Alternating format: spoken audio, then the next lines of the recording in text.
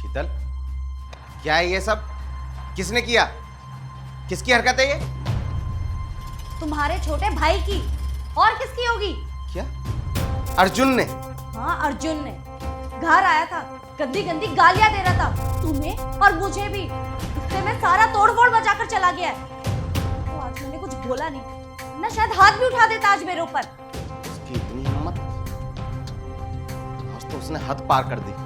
और तुमने उसे रोका क्यों नहीं? कैसे रोकती? तुमने सर पे जो चढ़ा रखा है। मैं तो कहती हूँ अभी के अभी उसके घर जाओ और ऐसे ही तोड़फोड़ मचाकर आना, ताकि अगली बार के लिए तुम्हारे छोटे भाई को सबक मिल जाए। ठीक कहती हो तुम। आज उसे सबक सिखाई देता हूँ।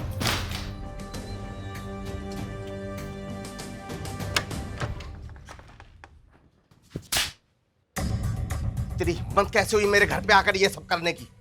यही परवरिश दी है मैंने तुझे? भैया मैंने किया क्या है?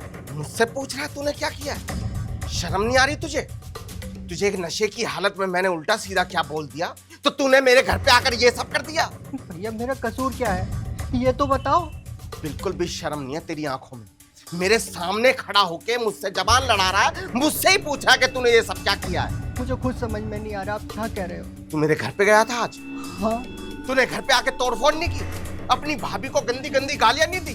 जो शब्द मैं अपने मुंह से भी नहीं निकाल सकता वो शब्द तूने अपनी भाभी को बोले हैं। शर्म नहीं आई तुझे? भैया आप एक की जगह 4 थप्पड़ मार लो, जूते से निकाल कर मेरी पिटाई करो, एक शब्द नहीं बोलूंगा। लेकिन आप जो कह रहे हैं वो मैंने नहीं किया। हाँ मैं आपके घर जरूर गया था। तो तू घर पे क्यों गया था? मैं आपको बताता हूँ। नमस्ते भाभी, भैया हैं घर? नहीं, वो तो नहीं है। क्या बात है? भाभी भैया से एक छोटा सा काम था। क्या काम था? मुझे बता दो। भाभी जिस प्लॉट पर मैं शोरूम बना रहा हूँ कंपनी सामान देने को तैयार है, लेकिन एज अ सिक्योरिटी कंपनी को शोरूम के पेपर चाहिए 6 महीने के लिए, और शोरूम के पेपर भैया के पास हैं, बस वही लेने आया था। पेपर्स तो वही दे पाएंगे, जब आएंगे तब ले लेना। ठीक है भाभी। एक बार अगर वो पेपर्स इसके हाथ लग गए, ये तो उन्हें बेच भी सकता है। और अर्जुन का क्या है? उनके छोटे भाई ने अगर उनसे पेपर्स मांगे तो वो तो खुशी खुशी दे देंगे। मैं ऐसा नहीं होने दे सकती। एक काम करती हूँ, दोनों भाइयों में लड़ाई लगवा देती हूँ।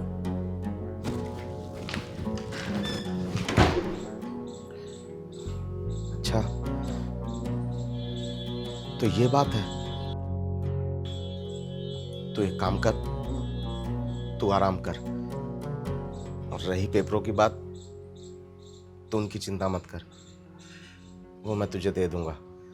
और मेरे छोटे भाई, मैंने गुस्से में तुझ पे हाथ उठाया, हो सके तो मुझे माफ कर दे। कोई नहीं भैया, आप माफ़ी मत मांगिए। पेपर मैं तुझे जल्दी ला कर देता हूँ।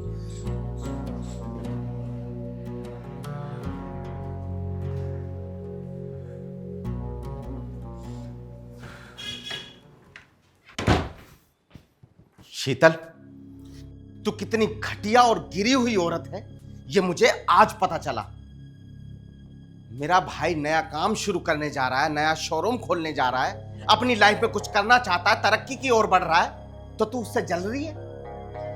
ये ड्रामा आज तो तूने कर दिया, लेकिन आज के बाद पैसों को लेकर और प्रॉपर्टी को लेकर अगर तूने हम दोनों भाइयों के बीच में लड़ाई कराने की कोशिश की ना, तो एक दिन देखना ये सारी प्रॉपर्टी अपने छोटे भाई के नाम कर दूंगा, और ये घर भी, और तू देखती रह जाएगी। जितना प्यार मैं अपने छोटे भाई से करता हूं ना, उतना ही तुझसे करता हूं। इसलिए सुधर जा, अपने अंदर कुछ बदलाव ले आ, वरना एक दिन अपना ही नुकसान करा बैठेगी, समझी?